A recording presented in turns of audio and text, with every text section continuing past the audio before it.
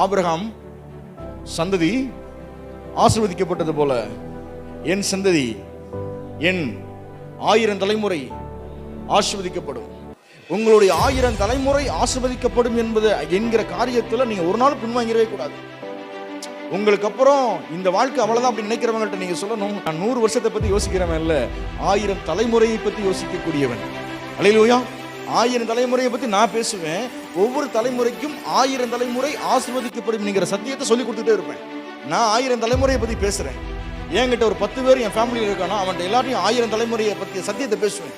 அவங்க ஒவ்வொருவரும் 1000 தலைமுறை விசுவாசிப்பாங்க. ஒரு நாள் வாழ்ந்து மறிக்கக்கூடியவர்கள் அல்ல.